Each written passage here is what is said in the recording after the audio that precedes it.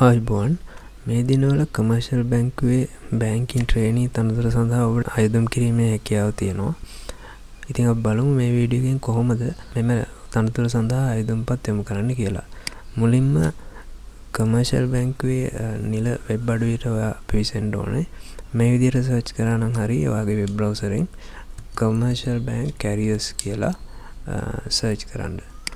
ඊට පස්සේ එන පළවෙනි ලින්ක් එකෙන් කමර්ෂල් බැංකේ කැරියර්ස් වෙබ් පිටුවට ඔයාලට යන්න පුළුවන්. ඒතර මේ වෙනකොට ඕපන් පොසිෂන්ස් මොනවද කියලා ඔයාලට බලා ගන්න පුළුවන්.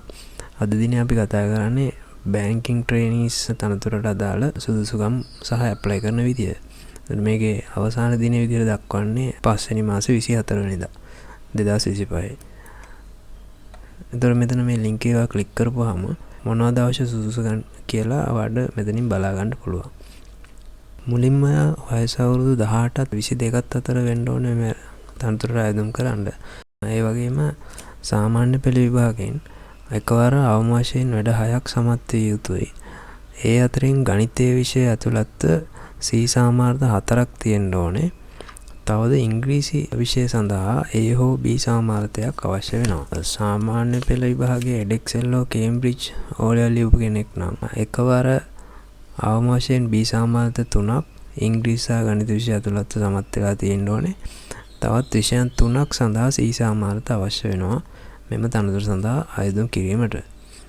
ඒ සමගම උසස් පෙළ විභාගයේදී ඕනෑම විෂය ධාරාවකින් අවම වශයෙන් S සාමාර්ථ 3ක් සාමාන්‍ය ඉංග්‍රීසි විෂය හැර තියෙනවා නම් අයදුම්පත් යොමු කරන්න පුළුවන්. හොඳයි.